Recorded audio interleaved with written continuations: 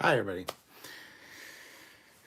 It's time for Prodigy, Season 1, Episode 11, Asylum. This is the way. We're going to talk about it. For the record, I'm saying this early, just so you guys know. We won't be able to do the review live breakdown of this on Monday, as that's Halloween.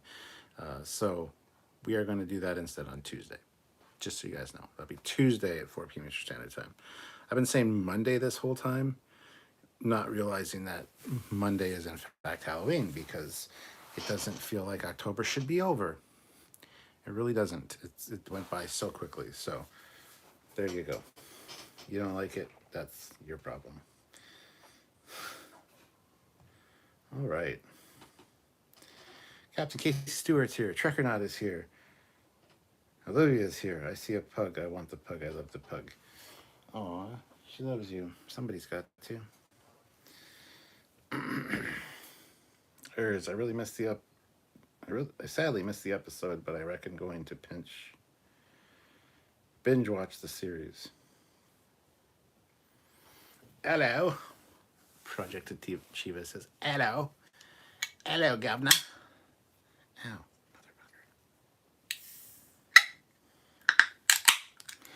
I got a peach Smirnoff seltzer.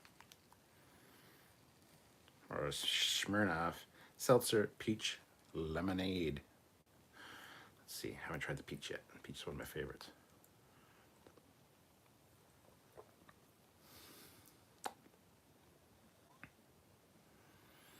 This is acceptable to me. What the heck was the Denobilian guy's rank? He had provisional lozenge and 2 pips representing lieutenant junior grade. Yeah, we'll have to talk about that at some point. Anyhow, Prodigy's back, and I didn't realize how much I missed Prodigy until I saw it back. We got some answers this week. We got Starfleet this week in the form of communications relay, or communications whatever, 721 I believe is the number. And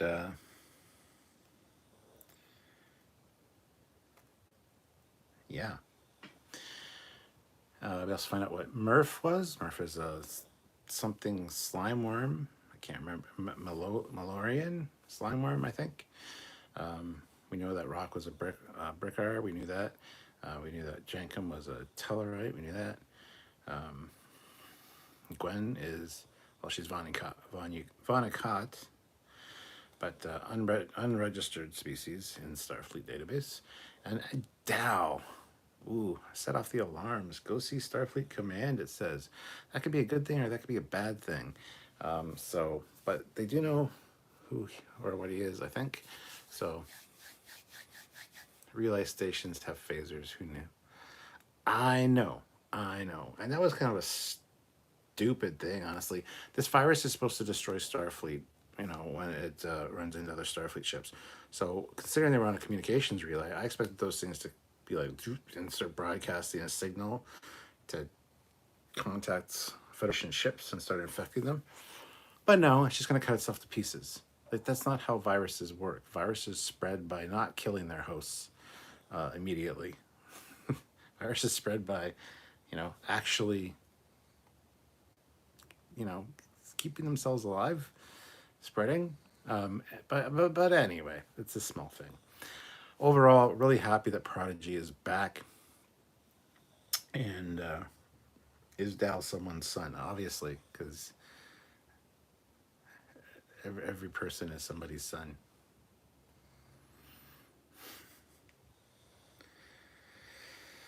Melanoid slimeworm. I don't know what Shanti's comment means. Who is Pelosi? Pelosi's husband. He needs your support. If that's a political thing, I want it gone. Because I don't really give a shit. And it shouldn't be on here. So. But anyway. Yeah, super excited to be back in the world of Prodigy. Seeing Janeway again in the uniform. We saw a christening. We saw the christening of the Protostar and the launch of the Protostar. under the command of Captain Chakotay, which was kind of great, honestly. The whole spiel from him, or from Janeway, being like, "So you're going back to the Delta Quadrant after everything we've been through?" He's like, "Hell yeah, this thing will get me home in a fraction of the time. Plus, if I run into any trouble, I have your hologram." And I love how she even throws in the whole, "Well, I told Starfleet that's the only way I'd be going back." She doesn't want to go near the Delta Quadrant. And I don't blame her. Peter Lakako throws in $20. Thank you, Peter. Haven't seen the episode yet, but I'm here for support and will defend something I haven't seen yet. As you should.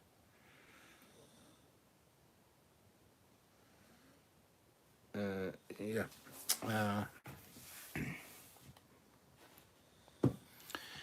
Anyway, so that's a holodeck scene was fantastic. Kind of terrifying for Gwen being trapped in the biobed when things go haywire. That's not great. And Dow, what are you doing? For the love of God, don't phaser through the force field by standing on top of it. If you phaser through, you're pointing your phaser right at her, by the way. So if it goes through, you're going to kill Gwen immediately. And if you deactivate the force field by phasering it, you're going to fall on top of her. So don't do that. Why don't you attack the biobed? Attack the force field generators on the bottom. Slice the bottom of the biobed apart, or the end. Slice it off with the phaser. Stupid. Overall, I really liked the episode, but there were just some silly things in it that I was like, what the fuck, dude? No, we got to change that. Don't do that. Love that we find out that 196 branches of science in Starfleet. That's cool. The fact that Jenkin Pog has such an inflated head because he's Tellarite and they're one of the founding members, and now he thinks he's royalty. That's hilarious.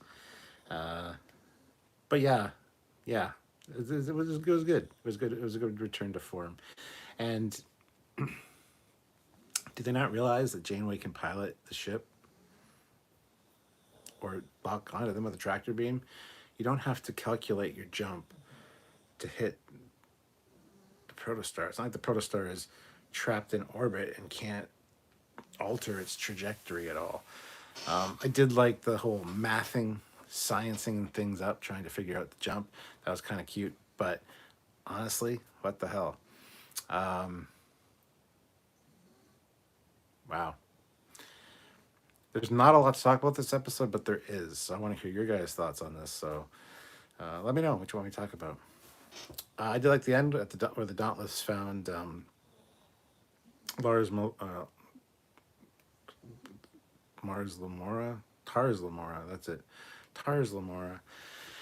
And find the diviner. It's like, that can't go well. That's kind of frustrating to me a little bit. So, yeah. But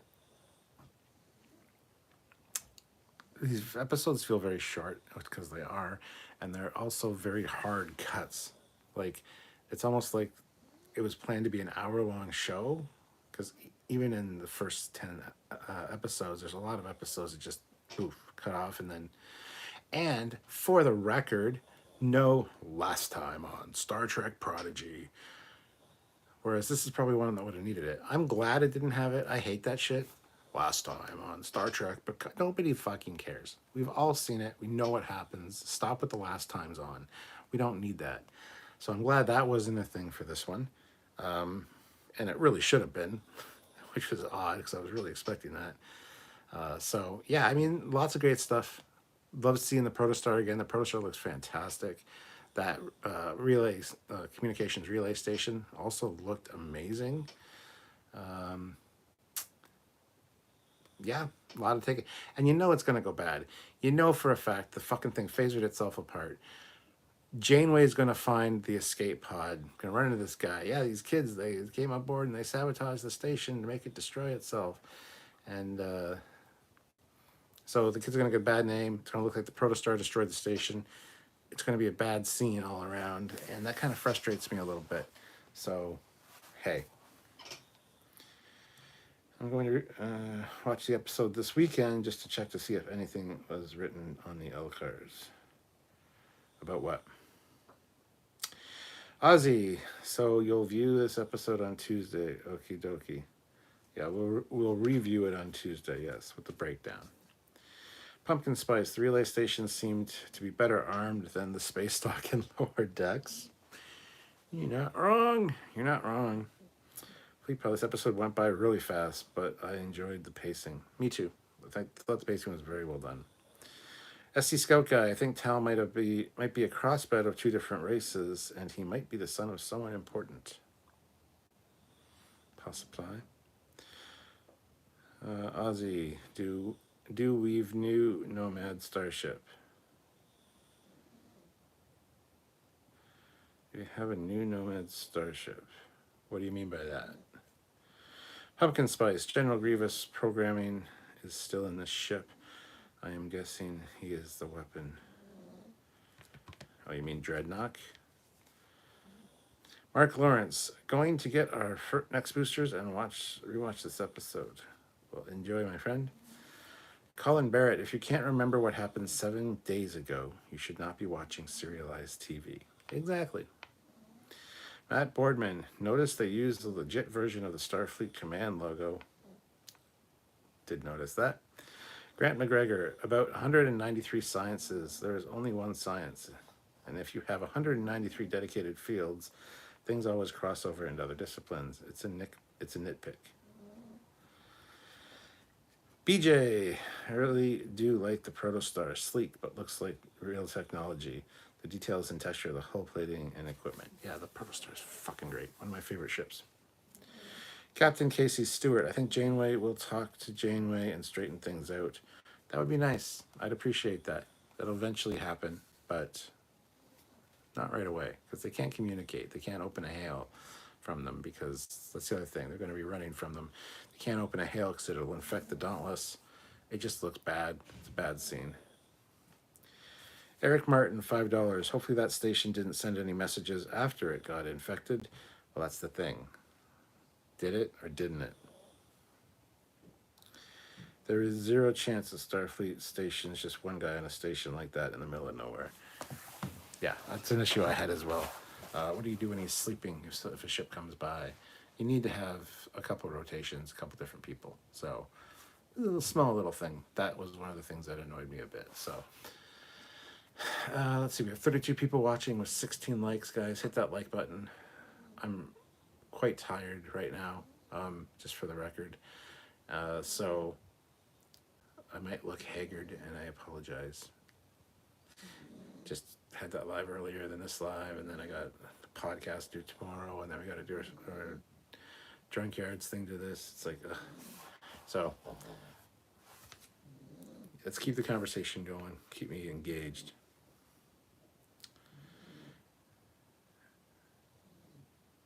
Is the Protostar the new Nomad? No. Why? Why would you say that? What is the correlation between the Protostar and the Nomad?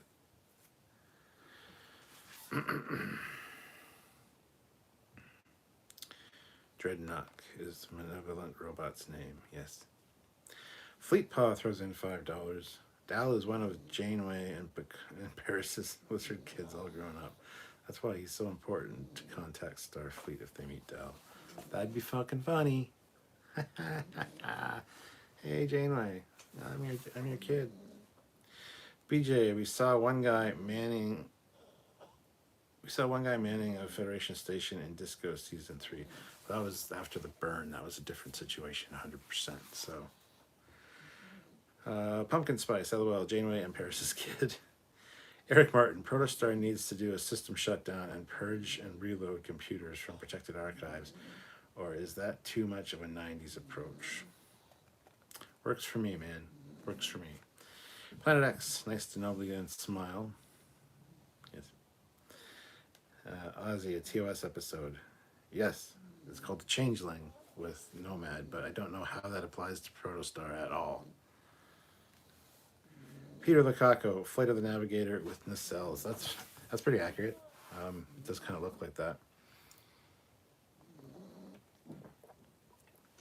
But it's a cool ship. Transforms as well, which is also cool. The Protostar drive engine. And yeah, Samuel thinks it looks Kelvin in its design. I totally disagree. I gotta clean this lens again. It's gonna be loud because that's where the microphone is.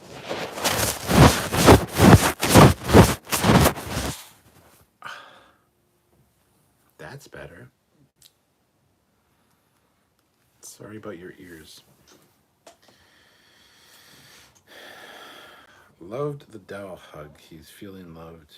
Becoming a mama's boy. Yeah, and now she's a tactile hologram, so she can actually feel hugs. So there you go. Red alarm, incoming fuzz.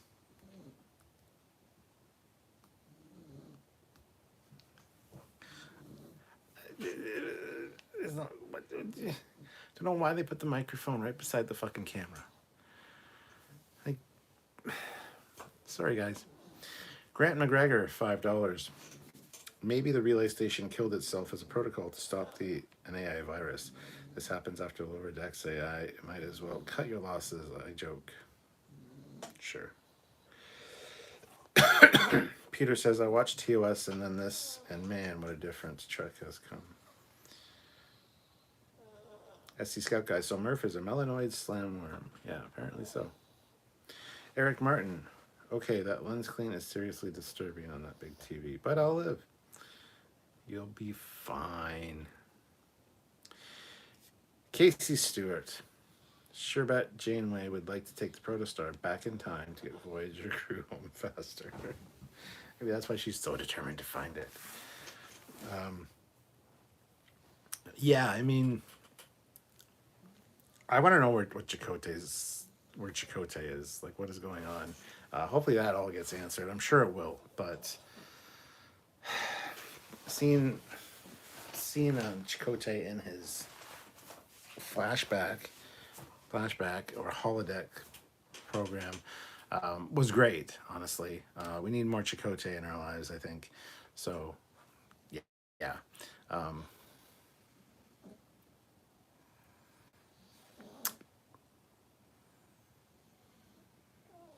Will we see more recreations on the holodeck of Chakotay and the Protostar? I don't know. Will we see flashbacks? I don't know. But anyway. This Jericho, it felt like the writers had just watched Into Darkness before writing this. That opening scene with the Protostar by the sea with the musical cue reminded me of that movie. Oh yeah, there's a lot of Kelvin-esque musical cues in Prodigy. There always has been, and I have no problem with that. The music in the 2009 film was the absolute best aspect of that film. So, Trekyards, nice T-shirt. It speaks to me. I have to try turning it off and on again. This Jericho, the space jump at the end could also be compared to that, but I did like that they missed. Well, they barely missed. But yeah. Car Shep, is it going to be Protostar versus Federation Tech every week? Probably not every week, no.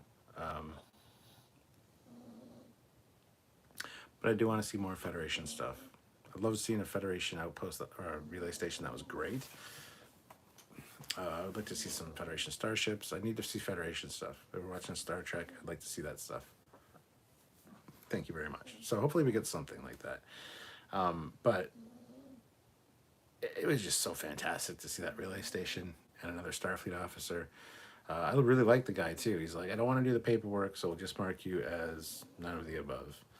I liked him, and I thought he was, after Dow kind of registered with I've never seen this before, a report to Starfleet Command, I thought he was going to kind of turn bad on them. We're not bad on them, but like, you know, look into it a bit. And that didn't happen, and I was happy about that. But I hate that he thinks that they portrayed him to the point where he wouldn't even let them get on the escape pod, which, by the way, how about a fuck no for having only one escape pod on a station or a relay station? That's just stupid. You should have one in every section just in case there's a damage to the section with the escape pod. Also, you're hosting other ships here sometimes. Like occasionally ships will stop by. That's pretty much stated. Enjoy all the amenities we have to offer here at the Final Frontier. So if you do have other people on the station and an emergency happens and you only have one escape pod, what? That was just kind of stupid as well to me. But hey, it's all good. And the fact they had a spacesuit that was big enough for Rock. Now, that being said, it's the future. It could be special material that adapts to the body size. It could be nanotechnology, whatever. I don't know, don't care. But just seemed a little odd to me. But again, it's a kid's show, right? There's nothing to see here, really. That's what a lot of people say, and I disagree.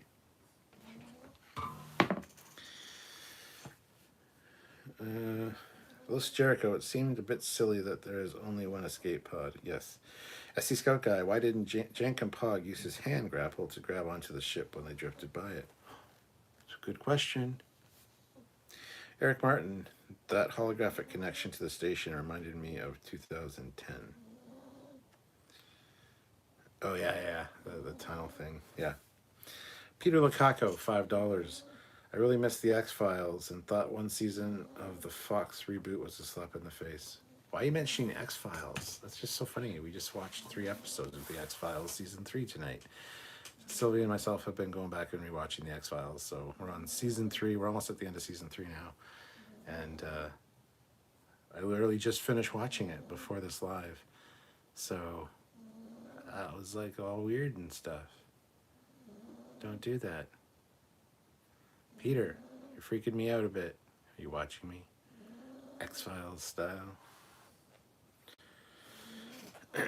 Jasper Jedi says, right? Right about what? A Rock spacesuit was weird as fuck. Oh, okay.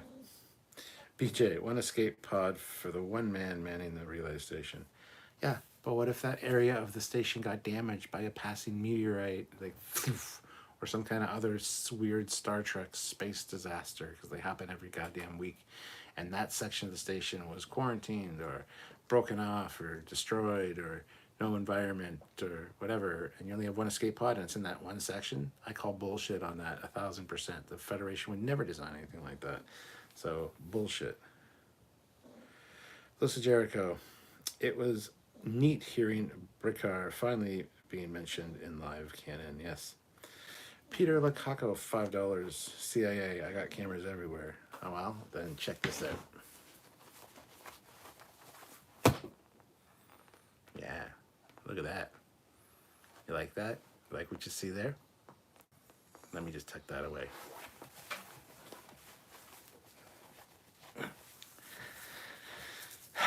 There you go.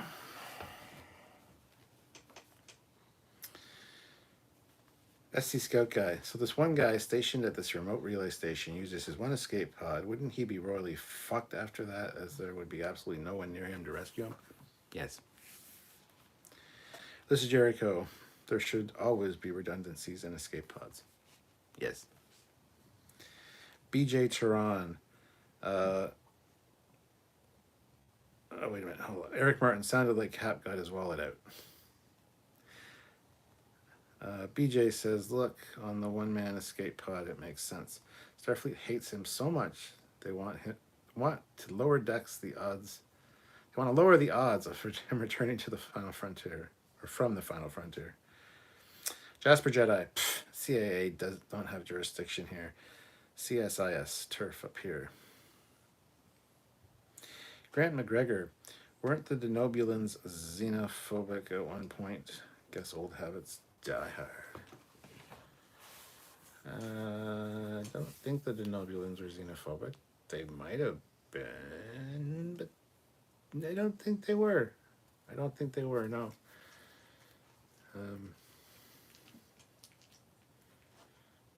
And why do you say, guess old habits die hard? That implies that he's still xenophobic.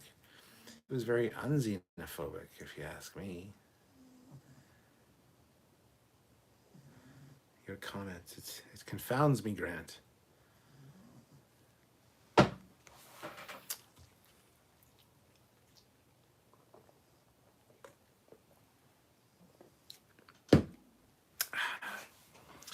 What else is there to talk about with this episode?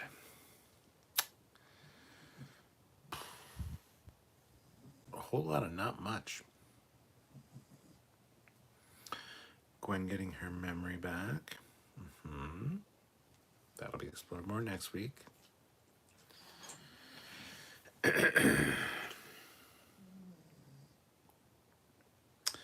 This is Jericho. Nimbus 3 gets a shout out. It does. Paul Graham. Hey, Cap. I finally saw episode 10 of Lord X and the last episode of Prodigy. Awesome, Paul. Great to hear. Hope you like them. Grant McGregor. Enterprise has an episode where one of the Doctor's kids disconnected over him because the kid was racist or something, right? Not that I'm aware of. Maybe. BJ Turan. Seriously, I would provide at least a small shuttle or a repair skiff, like in The Expanse, for even small stations. After all, most lighthouses had a boat for the lighthouse keeper. The diviner is still alive. He is.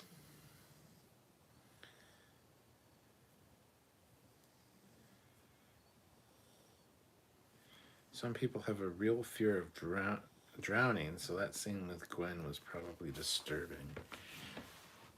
It was kind of terrifying, I gotta say, and being strapped down as well.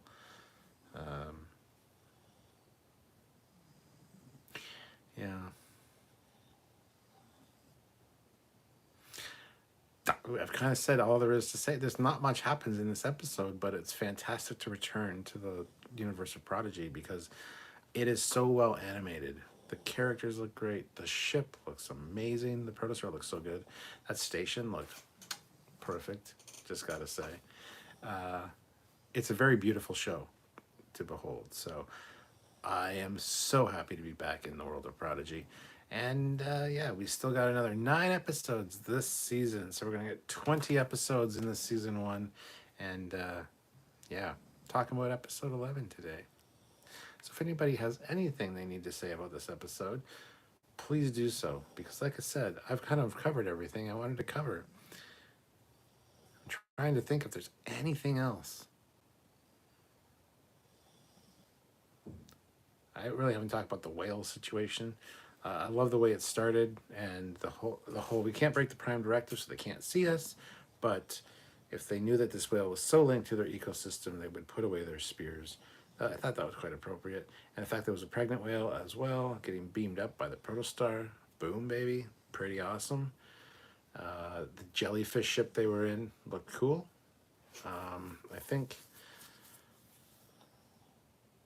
there's a number on it. Each ship that's made by the Replicator has a number. I think that was number 13 or number 12 on the submarine vessel there. So that was nice. That was a great opening scene, and I really thought this fish people would be more of a threat because of the way they were kind of presented in the trailer.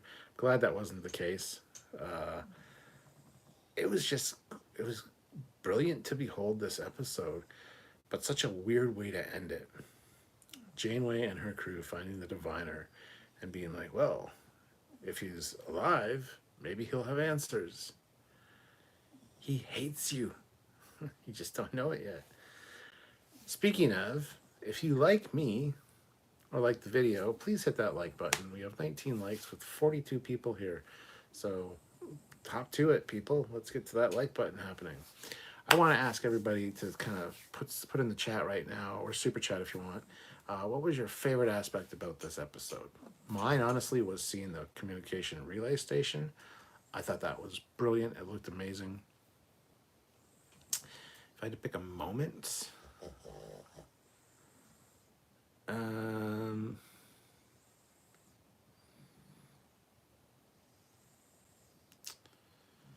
moment that sticks out to me would be just the introduction to the Final Frontier, the farthest out communications relay station that there is, the Final Frontier. I thought that was kind of nice.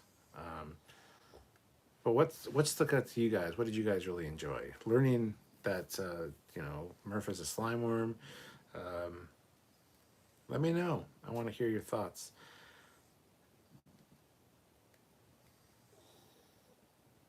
trying to think of something interesting to talk about. I love how when they come back from the whale journey, Janeway is like, "You almost broke the Prime Directive." Good to see you too, Janeway. That's kind of neat. And the whole explanation for, going back to Starfleet. So we should probably do some good deeds as, because we stole this ship essentially. A lot of people argue they didn't steal the ship, they found the ship and used it to us. Yes, they did, but it's still not their property. And they haven't returned it yet. So it's technically stealing.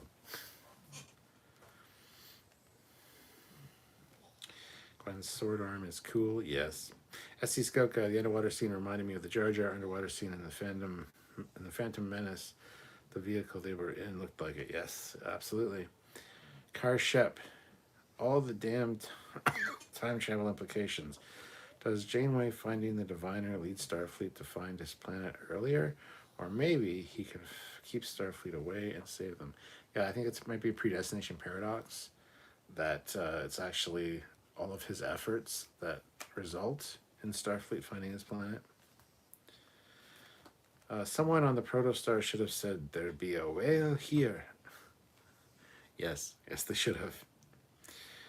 BJ, what did you think, or what did you think of Tales of the Jedi? I thought it was good and interesting, but not great, as some are saying. Andor and Mando are better.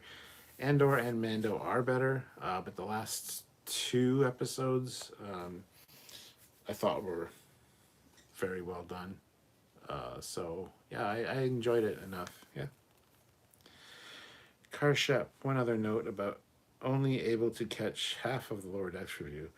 On topic of most of one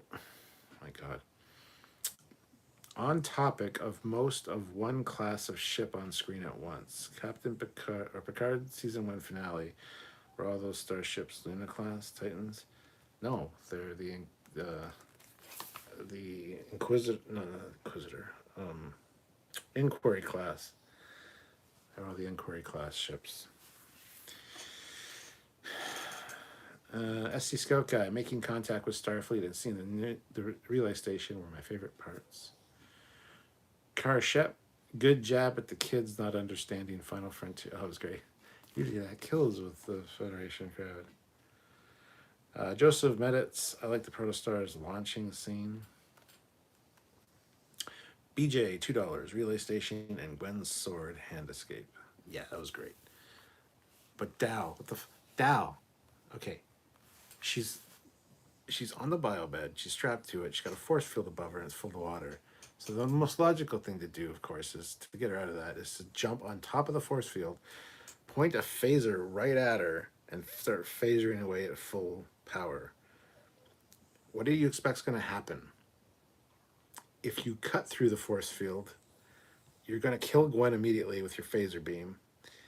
If you hit the force field and it overloads it and it goes away, dissipates, dissolves, whatever you want to say, you're going to fall right on her with your big ass fat feet and just crush her.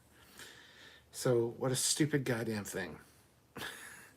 Honestly, when they came storming in and I saw a rock like slide the doors open, I figured a rock would just smash the goddamn thing. But no, that wasn't the case. Dal, I don't know what the hell you were trying to do, man, but... Paul Graham, I like that we got to find out what most of them were, and the station was amazing. They were interesting shaped emitters. Yeah. This is Jericho. So what is your theory about Starfleet sealing what Dahl's race is? They didn't seal it. They just... I don't have a theory on it. I don't know if it's a good thing or a bad thing. I honestly don't have a theory at this point. It could be that he is somebody important. It could also be a bad thing, like if you encounter this species, they're incredibly dangerous. Report to Starfleet immediately for instructions, something like that. So I don't know, man. Harrison Wells, finders keepers. It's not how it works. Eric Martin, at least they didn't find a weird dog in the relay station. Well, they found hot dogs and a bird dog. BJ, having a Trek show using a small ship is great. Like if DS9 had a Defiant spin-off show. or a Klingon bird of prey. Eric says, I thought Dal was going to stop and say phaser hot, hot, hot. That's not how you spell his name, by the way. It's just D-A-L, I think. But anyway, Peter Locaco, $20. Thanks for showing me what's in your pants. So much data, it buffered for 10 minutes. I know. You can post those pictures too. You can screenshot that. Sell them as you need to. This is Jericho. So can you name all 130 plus sciences? All right, here we go. Mathematics, chemistry, astrophysics, orbital dynamics,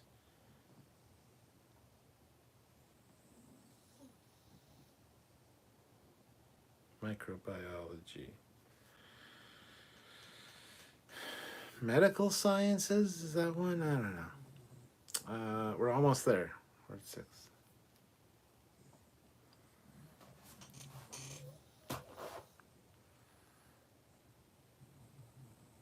No. No, I can't.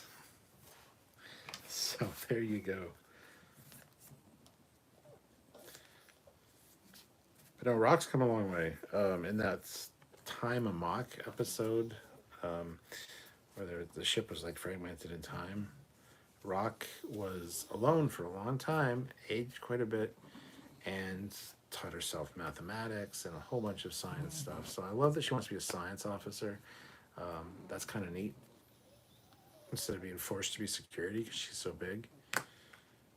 Astrophysics. Don't forget Charlie on Top Gun. It's true.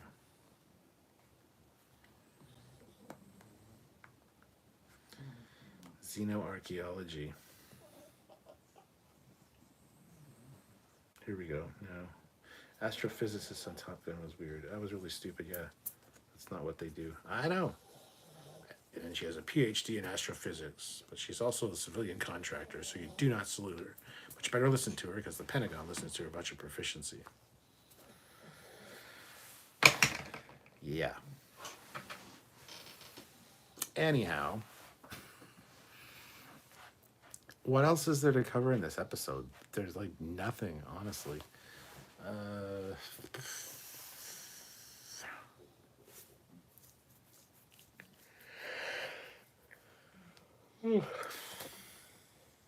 I just made a bunch of people yawn.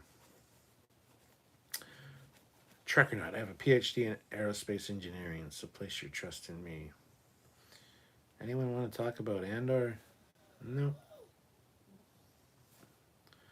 L-Cars porn. Yeah, the L-Cars in the station looked really great. Same as the Protostars, which is cool.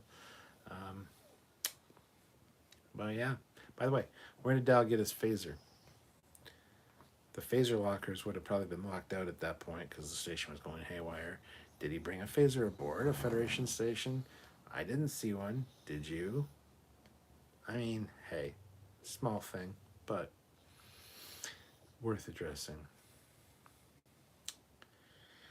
What about the Noblian guy's pips? What about them? I assume he got some kind of training on Denobula, and so he got the honorary whatever the fuck anyway, yeah, he got those ones, and he also went to Starfleet and got some training there, so he's got both. That would be my guess, but I could be wrong about that. The provisional pips, that's what they're called. So yeah, you could have done that. Yeah.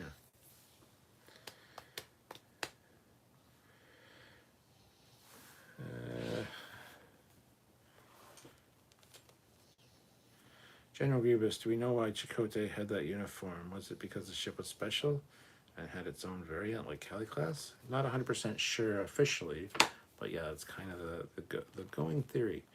We have an episode coming out tomorrow where we interview Aaron Waltke, who is one of the executive producers and one of the writers on the show, and he goes into a bit of detail about the first 10 episodes. So yeah, I would suggest checking that out tomorrow, guys. When the right button blinked red, giggity, giggity. General Grievous, do we know why Chakotay... I read that one already, never mind. Eric Martin, they should have had Welcome to Starfleet gift bags. General Grievous, provisional rank pip. Yeah, I finally got there in the end. Karshep, could Gwen have stabbed her way out of the med bay at any time? Very likely, yes. SC Scout guy, he got a field commission. Karshep, they could have made the escape pod if she did it quicker. This is also true. Eric Martin, did they christen the protostar with wine? Red wine instead of champagne, or was I seeing things? Chateau Picard? It was red wine, yes. Could be Chateau Picard, absolutely. Fleet Paw, were the Starfleet folks wearing TNG uniforms? I don't remember, actually. Paul Graham, here's my question. How far will the Lieutenant Junior grade get in that escape pod in the middle of nowhere? Are escape pods warp capable? They are not. I don't know. He's probably got enough rations for... I think, well, we've done an episode on escape pods. They always have rations for like a month or a couple months worth of rations. So that's fine. And all it has to do is launch and head in a trajectory towards another relay station, or I don't know. It would be emitting a distress signal. Guaranteed Janeway's going to pick him up in the Dauntless. She's going to detect the signal, pick him up, and he'll be like, these kids came aboard and they sabotaged my station. They said they had a stolen Starfleet ship. And it's going to be a whole thing. So, yeah, I certainly wouldn't want to be ejecting in an escape pod in that situation, being on the farthest out communications relay. Not my thing, man. Sorry. I'd rather probably die in the explosion.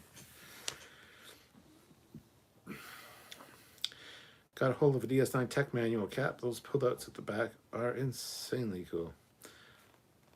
Yeah, I have one right behind the camera, right there. I see it.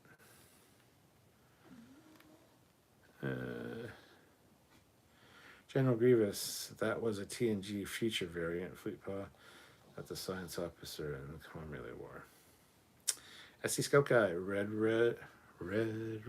wine, you make me feel.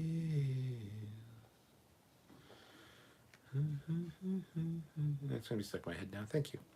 General Grievous, I wonder if the Diviner is going to take over the Dauntless. I have a feeling that they're going to get him aboard and they're going to wake him up. Because he saw Zero in all of her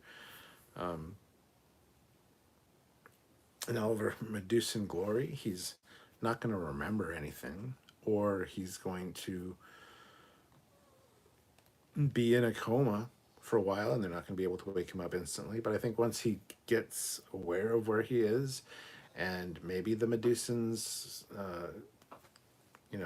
insane inducing ability doesn't necessarily work on the Vanakat. I don't know. I think there's going to be something like that. I think he's probably going to be revived, not know who he is, where he is, what he is, and have no answers and be no help to Janeway, and eventually get his memory back, or at least parts of his memory, to the point where he's going to be a problem for Janeway. That's kind of my guess right now. So... some Ensign would have to clear the red wine stains. Ooh, Fleetpod shared the escape pod video. Nice, thank you. That's a good video. Trekyards, bound to notice that a relay station gone down, so would send a station. Bound to notice that a relay station gone down, so would send a ship stations bound to ping each other. Karshep says his real name is Khan. Khan, that's all. Khan. General Grievous. What if they accidentally restore the memory like they did with Gwen, since they have an advanced med bay? Yeah, she only got a little glimpse of a reflection of Zero's true form. He was like full on blast in the face, like staring at it, and that induces insanity. So, yeah, it's a bit of a different situation. Maybe they'll try to heal him. I don't know. I don't think that's going to be a thing. But yeah. Eric Martin, Diviner will try to help them contact the Protostar to infect the Dauntless once he recovers from the Medusan acid trip.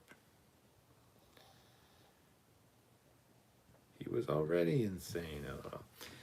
No, he wasn't. He thought he was doing the right thing.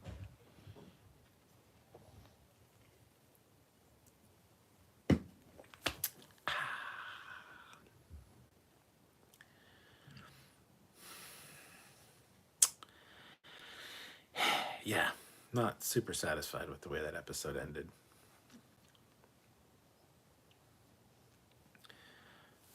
But now we're back into good serialized storytelling. So, because they had, from the beginning, they knew they had 40 episodes, 2 seasons, 20 episodes each. So they wrote a story that interwove and connected for 40 episodes. None of this last minute scramble to do stuff, come up with a story idea, change showrunners, none of that shit.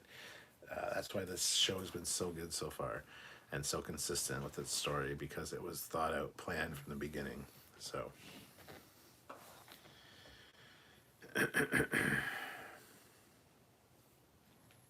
he may be even more dangerous, fully crazy now. That's also true. SC Scout Guy, Stewart. That's me.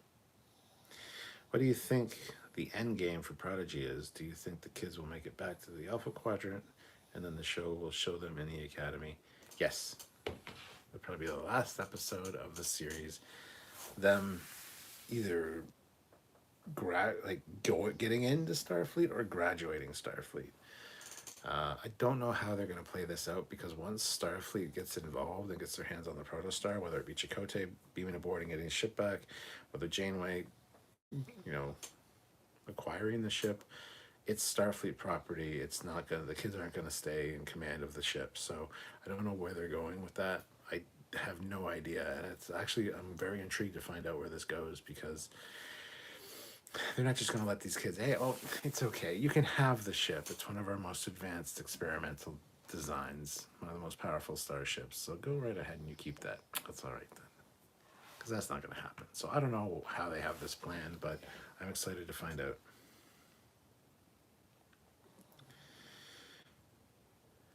Carr Shep says, I foresee a 50-year Starfleet investigation to find this man's homeworld. Eric Martin, what you drinking? I already shared it. Too bad you weren't here. Smirnoff. Seltzer. Peach lemonade. Given to me by Eric Martin.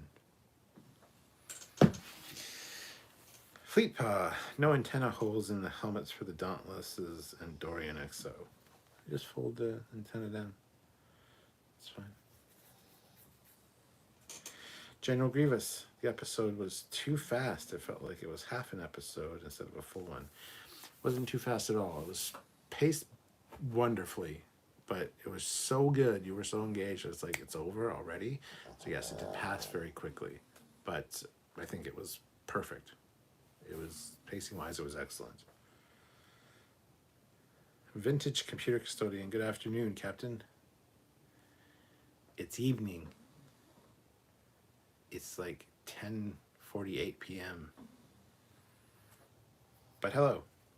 Eric Martin, the diviner should just say, don't visit my planet as we have a destructive civil war as a result. So put it on your do not disturb list, LOL. Yeah, but here's the thing. I think the Starfleet contact with that planet, I think, is going to be because of the diviner going back in time to stop it. I think the Protostar is going to go there to try to fix things, or the Dauntlesses or something. And that's going to be the catalyst for what happened to his planet. I think it's not as cut and dry as everybody wants to think it is. So, yeah, I think we're going to have a bit of a twist in that regard. It's going to be one of those predestination paradox things, I think. General Grievous, the Tellarite, I forgot his name just now, Jankum Pog. But do you think there's a chance he has other alien DNA since he didn't even know his people were from the Alpha Quadrant and founded the Federation? No, he's a kid. He's been at Tars Lamora. He would have been delivered as an infant or stolen by the diviner to work there. So he was never taught about his... No, he doesn't have any other DNA. No. BJ says, wine bottle did have a red neck on the label border and circle like the Chateau Picard bottle. Just rewatched the scene several times. Bottle goes by fast. Yeah, I would bet dollars to donuts that it's a Chateau Picard. SC Scout Guide. Maybe the Dauntless is destroyed and part of its crew, including Janeway, end up on the Protostar with the kids.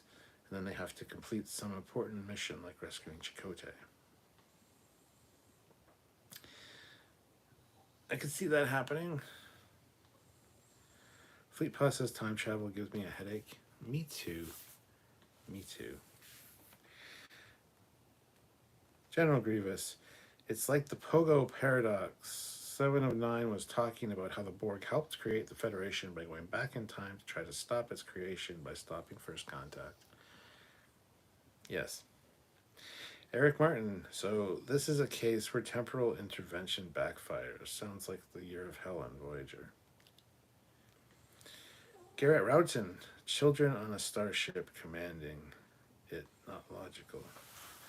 It's not logical, no.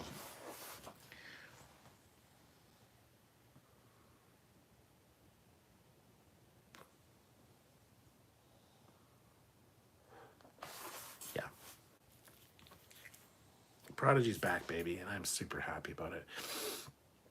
Prodigy has done nothing but impress me week on week, and I am so excited to see what's coming up. Colin, the almighty temporal prime directive. Take my advice. It's less of a headache if you just ignore it. Eric asks, how are the pugs?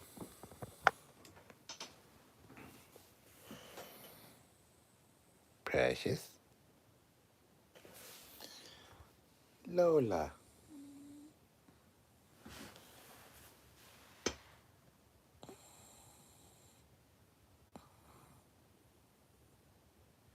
She's sleeping with her eyes open again, which is really weird.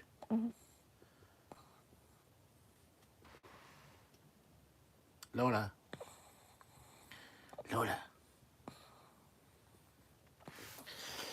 Nah, I don't want to wake her up. That's just mean.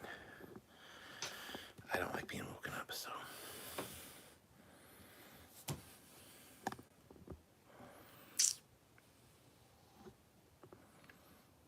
Giving you all, making you all seasick, aren't I? Excuse me. Seth Card, the Protostar might have to be destroyed with hologram Janeway to protect the Federation. Could see that happening also.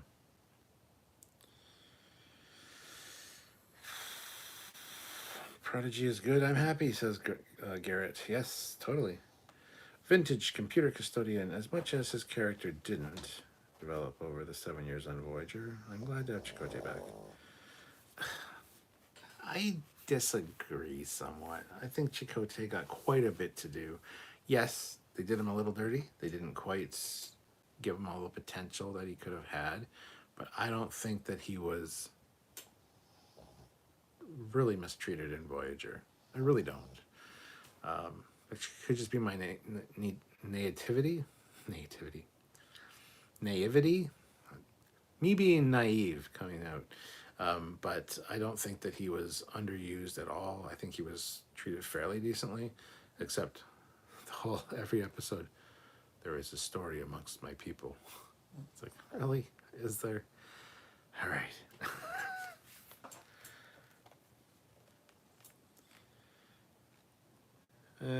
Is it bad that...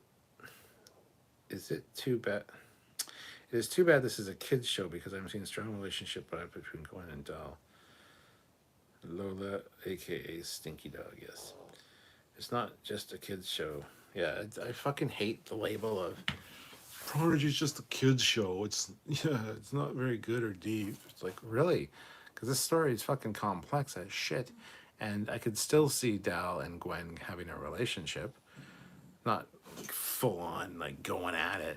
I mean, but you know, there are teen books where it's like teen romance and stuff. That's more of the kid age group I think this is aimed for, like young teens. So I think it's fine. I just hate that it's a kids show. So why is this and why is that? It's like, fuck, it's not really a kids show though. It's treated with like it assumes its audience is intelligent, and it really uses that to its advantage. I think the writers are doing a fantastic job, and I hate whenever anybody says it's a kids show.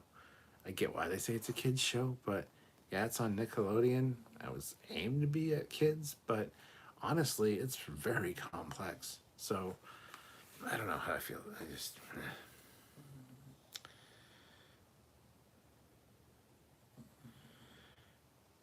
Vintage Computer Custodian says, I might have misworded that, but I agree with your thoughts. Yeah.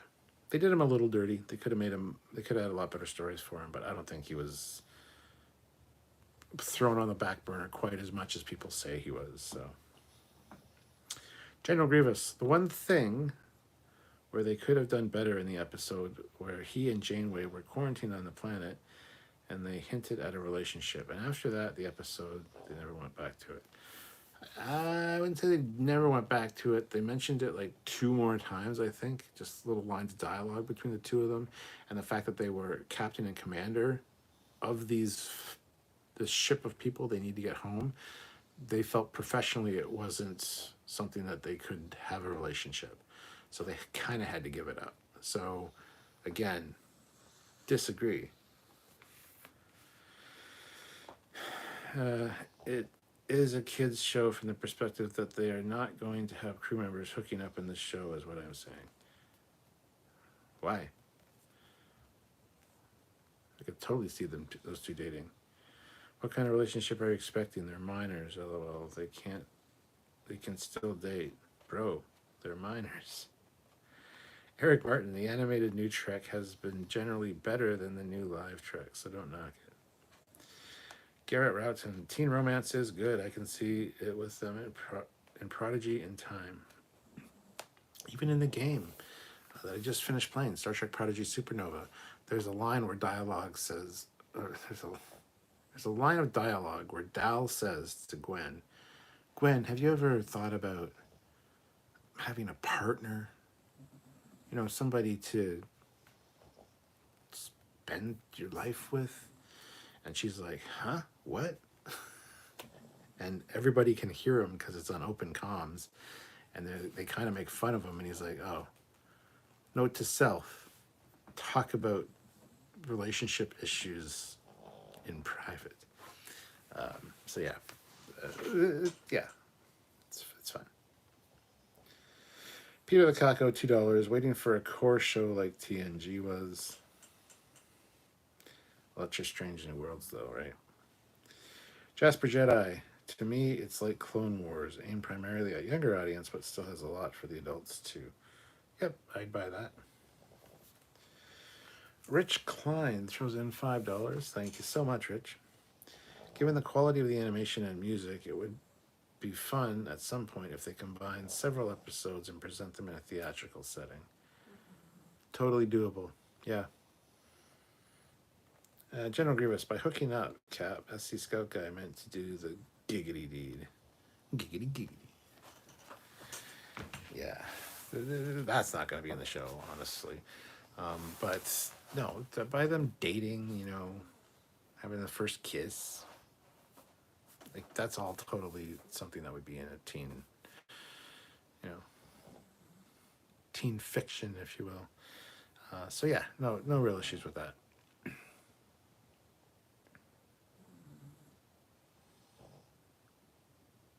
That is all. Station was beautiful. The station was beautiful. It was so great. See, I love the phaser emitters. just start slicing the station up. Like, that was fucking awesome. But again, what a stupid virus. This virus is designed to destroy the Federation, destroy Starfleet. So it's a communication station. I would have preferred that you see a shot of like the top of it, and there's like the antenna arrays. Also, it's like it starts like transmitting, because viruses don't kill their hosts right away. Viruses like to spread. Viruses like to propagate. So to create a virus where if it gets on a Starfleet ship, the Starfleet ship destroys itself is stupid, because it's not going to spread that way. I mean, it could spread if they come investigate, they tractor in some of the wreckage. There's the virus in the wreckage, and they analyze it, and it gets in their computer systems that way. That's fine. But honestly, I thought when a Starfleet vessel approaches a Starfleet facility, there would be what's called a handshake between the ship and the station, or a ship and another ship, where it's like they basically tell it they're both Federation ships. They do a little handshake to verify codes, boop, and that should be what passes this thing on, in my opinion.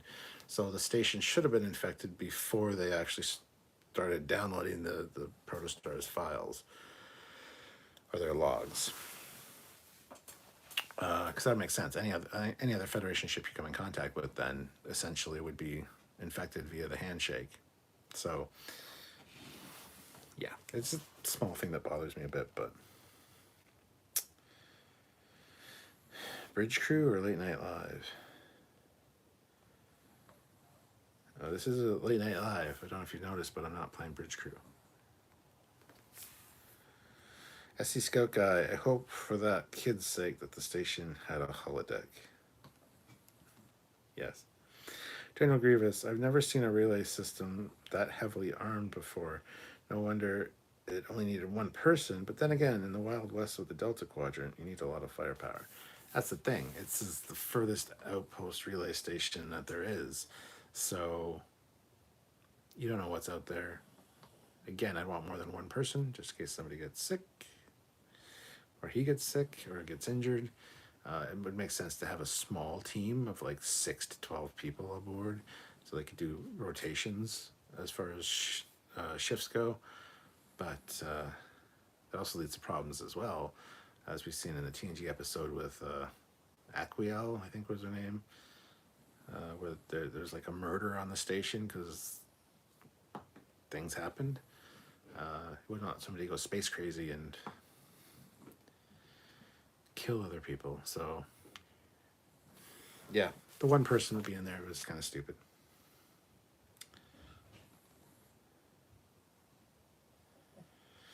Car ship, but what if they sent the virus back in time? Gotta go back in time. Distinct possibility, that's what the plan is. Car ship, and it takes control. Time travel, biznatches. Did you just mention control? Did you put control in all capitals because of Control from Discovery, which was an AI program? Eric Martin, they should shoot a scene with them pushing some crates around as a gag. Peter Lacaco, $5. What's your theory on the ending of reboot of X-Files? I haven't seen the ending of the reboot of the X-Files, so I have no theory. General Grievous, oh, that's a good idea, Carr. What if he infects the Protostar, which infects their ships in the past, and that's what destroys them, but he blames the Federation. Well, that's not what destroyed his planet. What destroyed his planet was the fact that they were perfectly happy and content where they were, and thinking they were the only life in the galaxy. Starfleet shows up, and it divides the people into people that want to have Starfleet, join Starfleet or expand out, and the isolationists that wanted to stay there. Those two groups are what destroyed the planet, nothing technology-wise.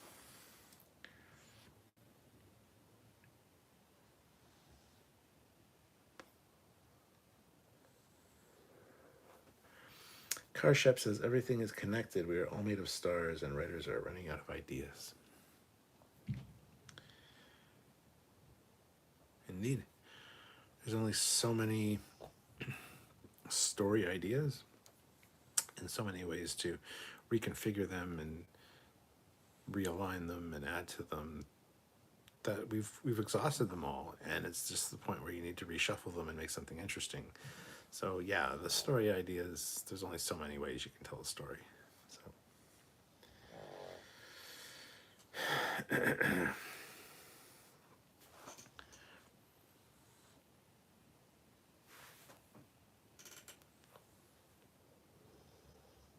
I am Admiral Buonamigo.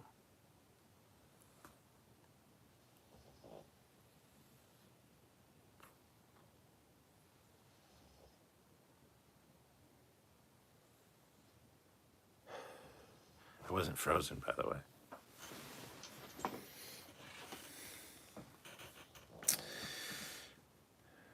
Oh, was it first contact with the diviner's world that caused the issue, or the inevitable disastrous mishandled second contact?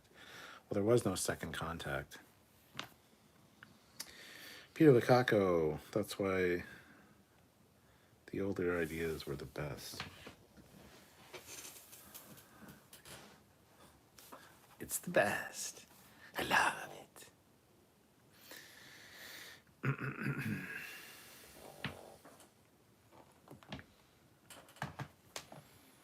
Yeah. Prodigy's back in a big way, and it excites me. Prodigy's a gorgeous show. It really is. The writing's phenomenal. The animation is amazing. Ship designs off the chart. Attention to canon, also really well done. We've seen a Ferengi Marauder. We've seen a Kazon ship. Unfortunately, we've seen a fucking Crossfield. We've seen a TOS Constitution class. We've seen a Galaxy class. We've seen all these things. Those were in like a computer display, talking about the history of the Federation. But the attention to canon detail from these showrunners is on point with Lower Decks. So, yeah. Don't know where I was going with that. Karshep, no second contact because no Texas class. Tendi does have a new study buddy. Tendi and Tillin, what a team. Garrett says, oh Cap, how did you enjoy Tales of the Jedi? Did you finish it? Thoughts? I did finish it. The last 2 episodes I thought were fantastic. The first 2 episodes were kind of slow. But there was some good stuff in there for sure. I don't want to give too many spoilers in case people haven't watched anything, so I don't want to mention names or anything. But yeah, I think they were interesting. They're very well done and nice, short, bite-sized. I still think they were paced really slow and kind of boring in spots, and go from dramatic vibe. It felt like an anime vibe. I have a real problem watching a lot of anime because anime for me is very slow and tedious.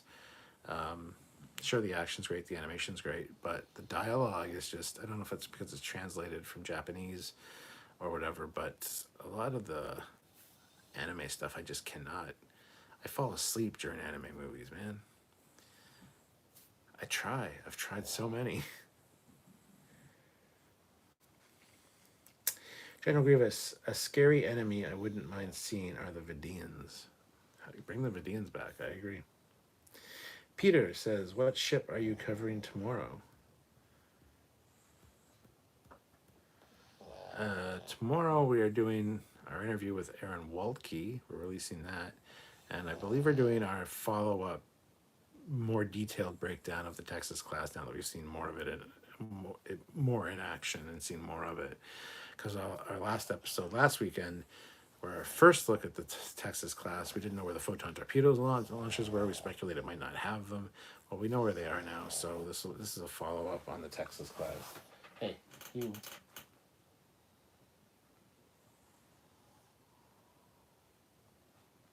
So, Precious. Hey, how's it going? You're snoring there, kid. Yeah, sorry for bothering you. she was so asleep that I was like holding her head and it was just like dead weight. Usually you touch her and she like wakes up. Rich says, what about the Herodians? They're scary. Yeah, the Herodian would be great to bring back. Seth Card, I'm loving the Mon Mothma arc in Andor. Yeah. And that, well, I don't want to spoil that for people that haven't watched it yet or whatever, but yeah, Andor has been amazing, actually. The first 2 episodes I thought were a little slow again, but very quickly got into it, so. Eric says, when do you get your phaser rifle? That's a good question, which we'll get to in a second. Peter says, where's Matt lately? Matt has been at his girlfriend's place most nights. I see how it is, Matt. Matt's been around. He's popped into these late night lives quite a bit, and just for a minute or two, tries to comment when he's here. So he's around. He's just been doing other things. So when do I get my phaser rifle? Soon. He almost had it finished, but the clear parts, when he used the wrong kind of glue on them, which hazed them. I don't know if you guys know, but when you do model kits like planes and stuff, the clear canopies, you can't use CA glue on it to attach it because CA glue like causes this haze to like form and spread on the clear plastic. So they have something called canopy glue, which is essentially just white Elmer's glue that you use to put those on. So he put these pieces on the because it's the TOS phaser rifle, so it's got those 3 clear cylinders around the copper like rings, and anyway, they hazed, and so we had to redo it and get those parts. It's a good question. Glad you brought it up. I will have to email him next week or this weekend and find out how that's coming along. General Grievous, LOL, the Herodian episode of Voyager with Tuvok and 709 in bondage. Moving on. What about Species 8472? Now that's something to bring back. Yeah, the Undine is what they're called in STO. But yeah, Species 8472, awesome. Especially for lower decks or Prodigy, they would work very well because you don't have to worry about your CGI budget, really, because the whole show is CGI. I think they'd fit in really well. So yes, bring back Species 8472. General Grievous. You know, someone out there made that into a fanfic. Looks at Fleetpaw. I don't know if Fleetpaw's here. Fleetpaw hasn't said a thing lately. Fleetpaw might be AOL or AFK. Peter Lukaku, I'll get Matt back on here. I just have to make a negative Top Gun comment. He will sniff it out. Matt Boardman, Peter Lukaku said that Top Gun Maverick sucked. And all the pre-visualization work was awful, and all the effects were just atrocious. And he absolutely hates anyone that worked on that movie. Matt Boardman, calling Matt Boardman. Eric Martin said, I'm looking forward to another battle of the McDonald's delivery drivers next time Matt is on. Dun dun dun. General Grievous, Species 8472 versus the Voth. Yes, bring back the Voth, for the love of God. Well, here we go. We're just after the hour mark, and again, it's not really devolving, but yeah, we've talked about the episode completely. I have nothing else to say about the episode. So if anybody has anything they'd like me to talk about in regards to this episode, please let me know. I will talk about it. And guys, hit that like button if you haven't. We're at 39 likes. I'd like to get to at least 40. So one more like. And possibly get to 50. If we get 11 more likes, that'd be awesome. So hit that like button if you're able to. Chess or checkers? I would rather play chess, personally. Depends on my mood, actually. Checkers is very simple, so if you're like drinking or whatever, it's probably easier to play checkers. But I have played chess while drinking, and that's quite fun at times. You miss some obvious things sometimes, but hey, yeah, I love playing chess. Play 3D chess when you're drunk. That's a trick.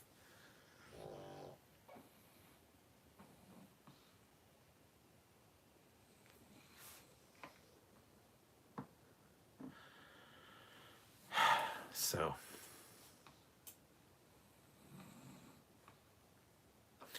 Prodigy's back. Do you have a 3D chessboard? Really? Really? General Grievous doesn't pay attention.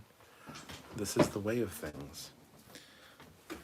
Mr. General Grievous, I'm so ashamed of you. Let's just sneak in here and do this. And, what do you think?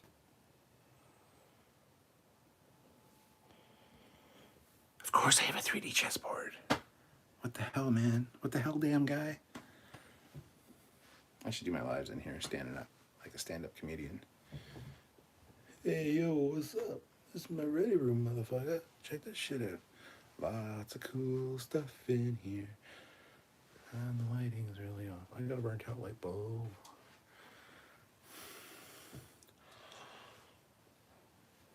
And Eric has been in this room. Is this giving anybody like motion sickness going on? I don't know. I don't know why I don't do my lives in here anymore. I just have been too lazy to set it up. Sorry, I'll stop spinning. Oh, look.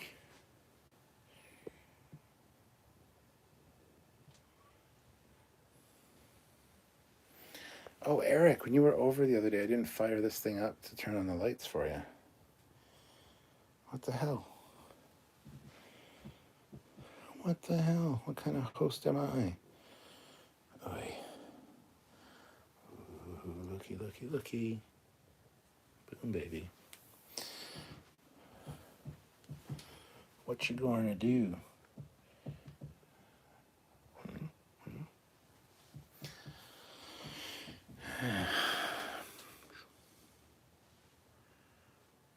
See, I got a burnt out light bulb, which does not help the situation with the lighting. It's gone. It's not even burnt out. Oh, I took it out. That's right, but I didn't replace it because it was burnt out. I'm gonna turn these lights off. Let's go back to the other room. Do I have a 3D chess set? The nerve of some generals, I tell you. The nerve.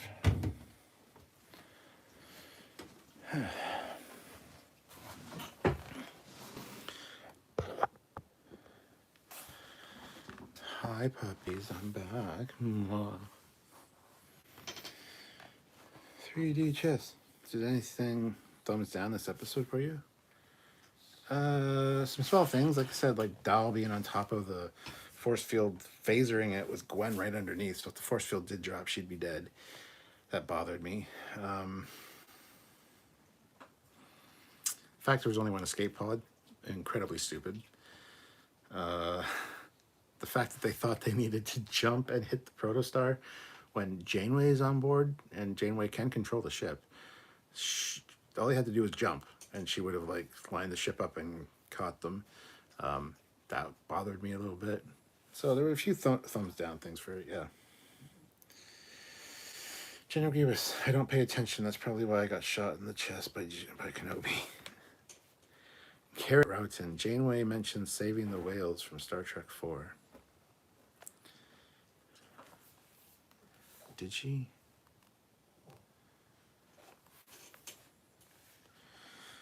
Must have missed that. Peter Lukaku, better than Sheldon's 3-player chessboard. Eric Martin, that tour brings back memories, LOL. Just don't touch anything. Okay, I want to ask everybody's opinion here, because he brought it up.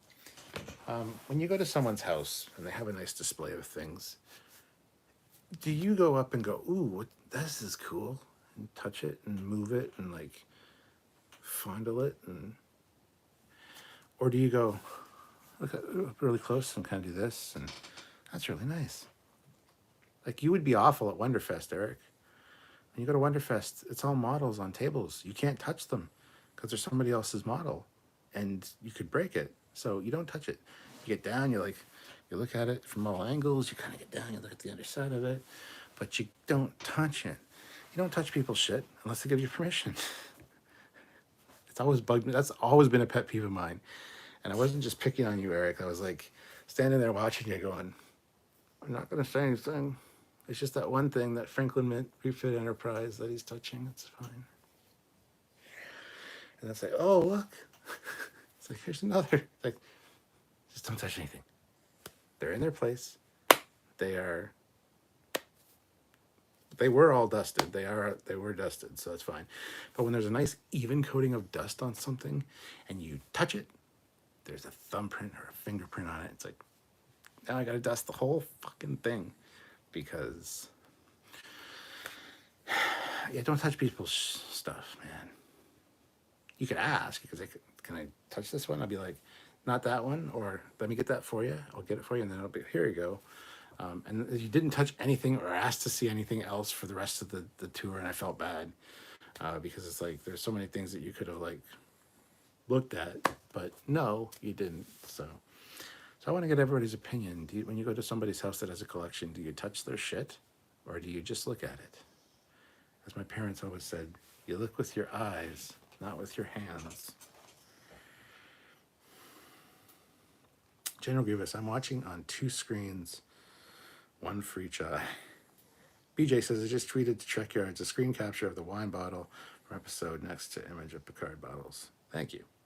Rich Klein, end of the movie War Games. Would you like to play a nice game of chess? BJ says, nice collection. Oh, that's only part of it. The rest is downstairs. Peter Lukaku, $2. Snipe on Squadra course. Taylor T, hey there, just jumping on. Did you notice the episode description called that relay station Deep Space 13?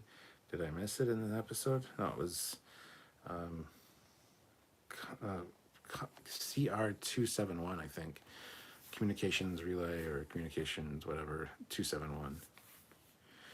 Karshep, at least when asked if you had a 3D chessboard, you didn't whip out your junk again. I'd say it's been a good day. General Grievous, why was there only 1 escape pod but several EV suits and 1 that fit Rock Talk? The Rock Talk could be explained. That bothered me too. I talked about this earlier in this live.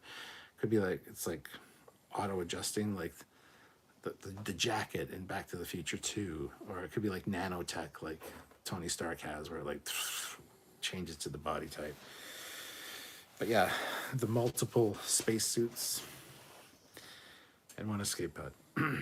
To be fair, escape pods can hold 6 to 12 people, depending on the escape pods. Again, we did an episode on escape pods. It's really great. Fleet Pod shared the link earlier in this live. But yeah, still a bit much. Karshep, I don't touch if I'm not in the same league. Garrett Roughton, oh no, touchy, just look. Taylor T, don't touch people's displays and models. Seems like common sense.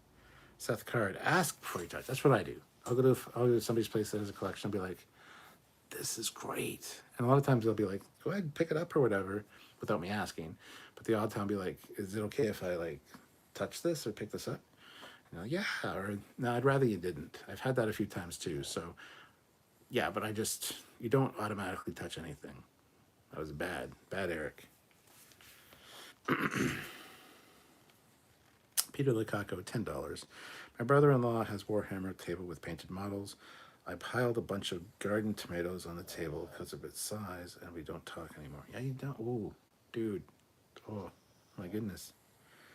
General Grievous, you don't touch unless you ask first. Fleetpaw, ask before handling. General Grievous, that sounds strange out of context. Eric Martin, Cap loves calling me out on stuff, but I don't mind. I've got a Gorn's thick skin. I thought that was going somewhere else. I've got a Gorn's thick cock. Yeah? No? Yeah? No? Okay. There you go, Eric. Ask before you touch. And there's a lot of things that you would have been like, can I see this? And I'd be like, sure. And I'd grab it for you, and I'd be like, here you go. be careful of this one little thing. This broke off once I had to fix it, so just be careful. Because everything has a story. Everything, you know, some things are like leaning up against something because they don't stand properly, so they're like leaning up just right to look good. And if you touch it or touch one near it, it's all domino effect. It's gonna, so you gotta be careful, man. Seth Card, the EV suit helmet replicates the rest of the suit. General Grievous, and welcome to Trekyards After Dark. It is time, my friends.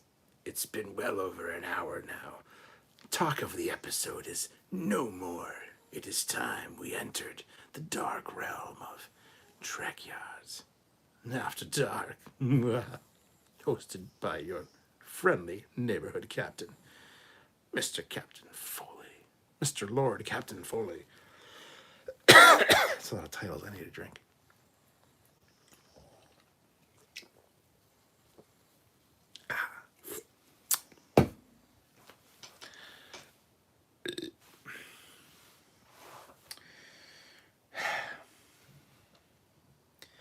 All right.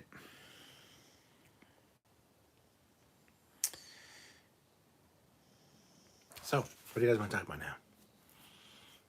Because I think I'm going to wrap this up soon.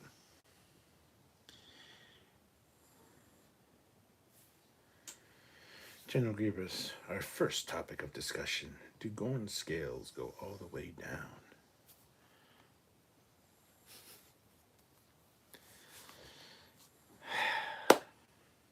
But my question is, are the Gorn dicks scaled for her pleasure or for his?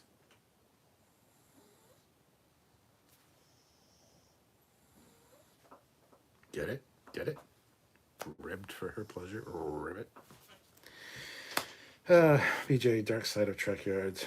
We're going to Baltimore. Yes. Where you can be fisted and or do the fisting. BJ. Mind blown. Okay, we're in Baltimore. We are. Garrett Roughton, seen any spooky movies? Funny enough, I know you're gonna all hate me. I finally watched It, like the remake of It. The original, like It, and then It Chapter 2. I watched those two earlier this week, and they're really good. I had seen the Tim Curry one a few times growing up, the miniseries thing. Was never really super impressed with it. So when they said they're remaking it, and you know, I just never got around to watching it. And I was just sitting there like, it's Halloween time. I'm in the mood for a scary movie. I haven't seen It yet, so I'm gonna throw It on. And I watched It. Eric Martin, $5. My contribution to the light bulb fund. Oh, thanks. I got a bunch of light bulbs though, but thank you. I just haven't. I unscrewed it. I took it downstairs. I put it on the table. Life happened, and a week later, I see it sitting on the table. I'm like, why the fuck is that light bulb sitting on the table? So I left it on the table, even though it's burnt out, because I needed to know the wattage and stuff. So I did that. Took a picture of my phone. I probably have to get one or go downstairs and check. Threw it in the garbage. Got busy with something, never went downstairs and checked, and completely forgot that I took it out of the goddamn socket. And just realized now that I don't have a light bulb in there.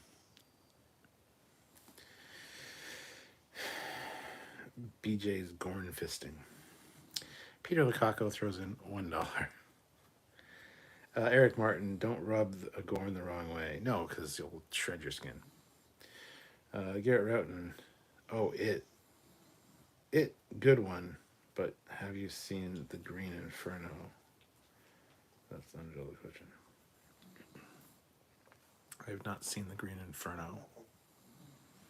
Is this referring to your STD? Because no, I definitely have not seen that. Sounds painful, and doesn't sound like it looks very attractive. But hope you get that fixed. And no, I have not seen or heard of The Green Inferno. So. Peter, what are your thoughts, or what are your favorite gun channels on YouTube, if you have any? Uh, the only channel I watch that has anything to do with guns is our buddy Misha, who shows up here occasionally.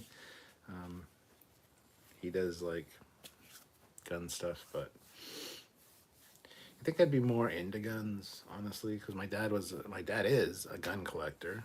He's got a bunch of black powder, from black powder to like modern stuff, and he's got a special like collector's permit for this stuff. I was never really into guns though. I much prefer swords. So, General Grievous, never rub another man's rhubarb, as Jack Nicholas said. It's true. Seth Card, will Tallinn pond far in the middle of the pie eating contest next season?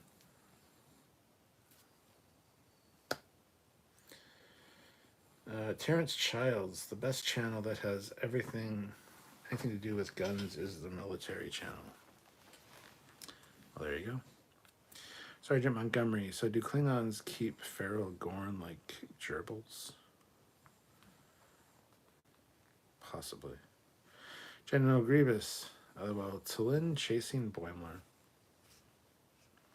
Eric Martin, I'm looking for a good scary movie for Halloween night. Any suggestions? That's a good question. I also want suggestions. Good scary movie. Now, you gotta refine that a little bit more. Do you mean scary as in gory? Slasher scary like Halloween, Jason, Friday the 13th or Nightmare on Elm Street, that kind of stuff? Or do you mean like psychological thriller scary? Because there's a bunch of different kinds. Yeah, I gotta find a good one to watch on Halloween as well.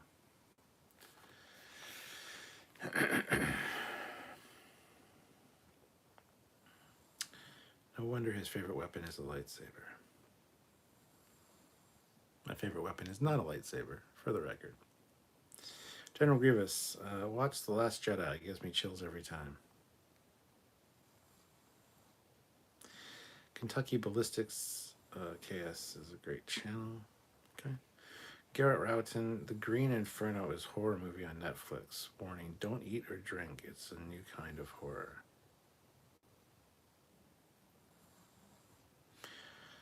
Okay. Don't eat or drink like an hour before, during, afterwards. Is it a good diet plan to watch this movie? I could suggest... Terrence says, a good suggestion for a good scary movie during Halloween is The Evil Dead. It has the best scene of a woman being chopped up by... That's not scary, though. Evil Dead's not scary. So Let Down by Halloween Ends. Yeah, you know what? I am a huge Michael Myers fan. I love pretty much all of the Halloween movies, even the bad ones. Busta Rhymes. But I still really love them. They're fun for what they are. I don't care about the different timelines and how one sequel negates another sequel. I don't care. I like them all. I love the Halloween films. Michael Myers is the shit. Halloween Ends. What the actual fuck are you trying to do, guys? I mean, I get what they're trying to do. I think they failed miserably.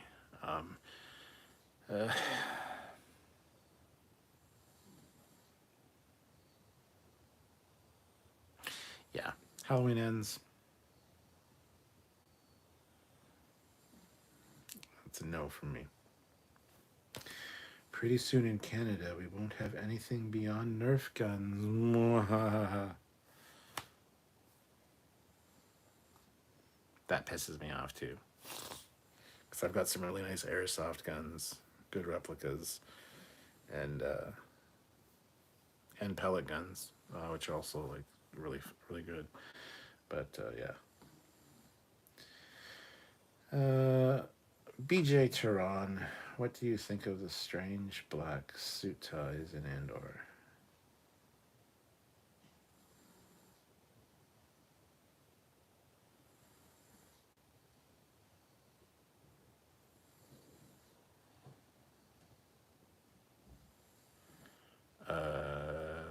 know not to what you refer.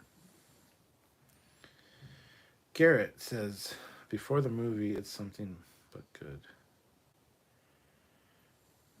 Before the movie, eat something but good. Peter, Canada has a restricted buyback plan. Sergeant Montgomery, I wasn't let down by Halloween Ends. I just finished watching it. Acetylene torch, bad way to go. That was even a worse way to go.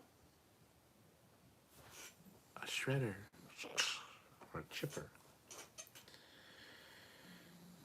Terrence Childs, are you going to be John Wick for Halloween? No, I'm not. Fleetpaw throws in $5. Suggestion: a day in the life of Fleetpaw, guaranteed to produce nightmares for 6 months. Or Eric, he could just send you a picture of himself. You'll be comatose for a week.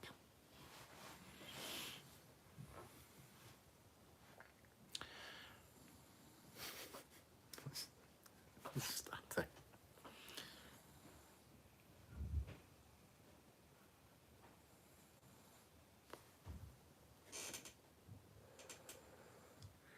Candyman 2021 did a lot of what Halloween Ends was trying to do and was much better. Yeah, but I don't give a shit about Candyman. I've seen the Candyman films, they're alright, but Candyman is just Candyman. But, Michael Myers is fucking Michael Myers, the epitome of evil. There should be no explanation for Michael Myers. Rob Zombie, I enjoyed the movies enough, but I hated the fact that we got to see Michael Myers as a kid and hear him talk. Michael Myers should never talk. I loved it originally, where he just like stabbed his sister and walked outside with a knife and just stood there in his like clown costume. It's like, and then you never hear him talk. It's like, what the fuck happened to this kid? He got possessed by a goddamn demon. That's fucking great. He's the Shape. He's pure evil. There should be no explanation for Michael Myers. Anyway, Peter Lukaku, $1. Eric Martin, I watch most new movies with low expectations, and I'm rarely surprised. Fleetpaw, it's true. That's why Olivia ain't been here in a while. Sent her a picture, and she's gone comatose. You've been sending naked pictures again, Fleetpaw. We talked about this. You can't do that. I mean, whether she's comatose from awe at the sheer size of it, or she's comatose because she laughed herself into a coma. I don't know. But, man, we've talked about this. Stop doing that. Peter Lukaku, so question, why was everything better in the 80s and 90s? Because we were younger and stupider. Sergeant Montgomery, $2. How would you merge Prime, Kelvin, and Burnhamverse? I wouldn't. They're each their own thing. Burnhamverse never even existed. Kelvin is fine. Go do your thing. Prime, it doesn't need to merge. Fleetpaw dick pics. Eric is requesting some dick pics, Fleetpaw. E.R. Mixon's craziest theories. There should be no explanation for Mike Myers. Once you explain comedy, it isn't funny. Wrong, Michael Myers. We did say Mike Myers, so you're all right. But, yeah. This Jericho, I watched Halloween Kills the other day. He was brutal in that one. The mob stuff was rather silly, and they made some stupid decisions. Halloween Kills was good. I enjoyed Halloween Kills. Fleetpaw Swiftback, I prefer the former reason, but it's probably that she got scared from my craggy face.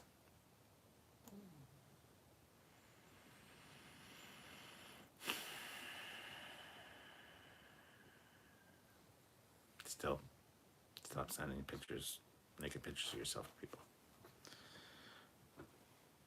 Yeah. Mike Myers' mask is William Shatner's mask.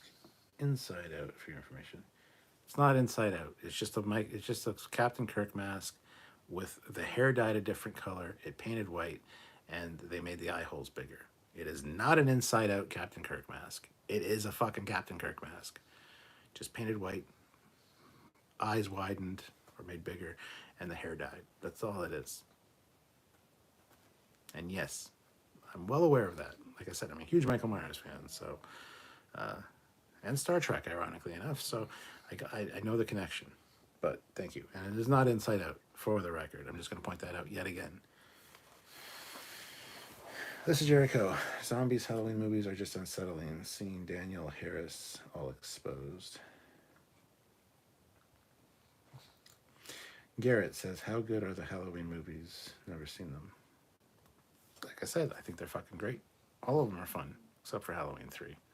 Halloween 3 has nothing to do with Michael Myers. That's Silver Shamrock. How many days is it to Halloween right now? 3 more days till Halloween, Halloween, Halloween. 3 more days till Halloween, Silver Shamrock. 3 more days till Halloween, Halloween, Halloween. 3 more days till Halloween, Silver Shamrock. If you've seen Halloween 3, you know what the fuck I'm talking about. And you probably got a kick out of that. Now it's stuck in your goddamn head. Colin says, how different that movie would have been if the store only had Minnie Mouse mask on that day. Halloween 3 ending was great. Yeah. Halloween 3 is a great standalone movie. They were originally the Halloween movies. Each Halloween movie was going to be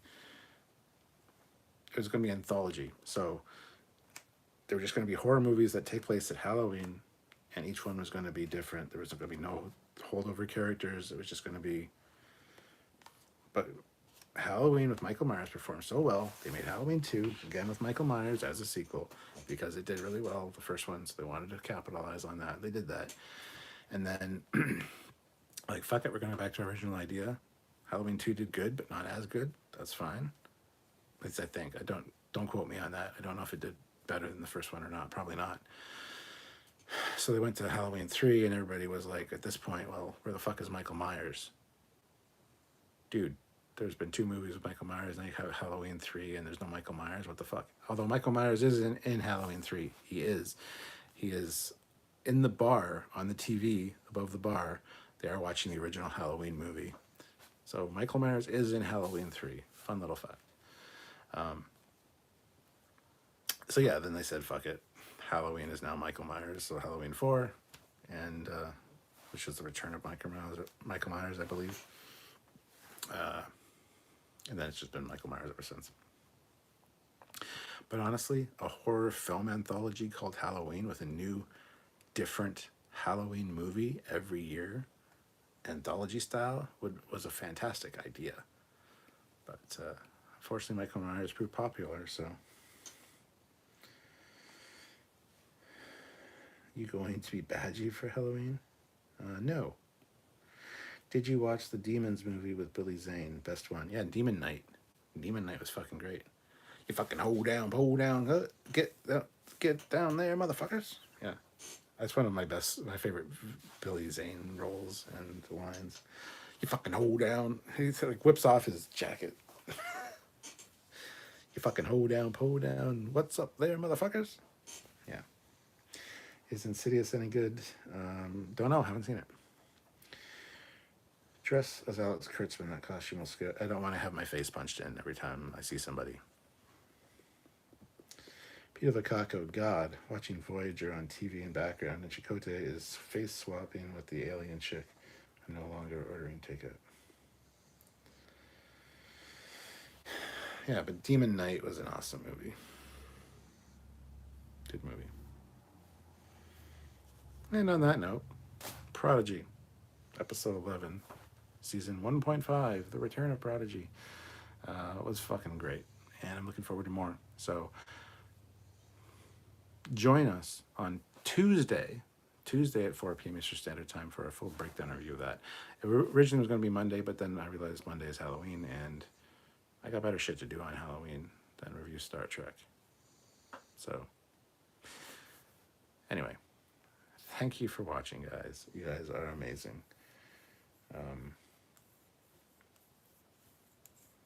I will see you guys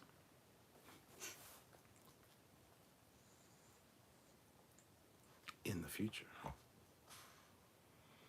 As my finger drifts towards the button.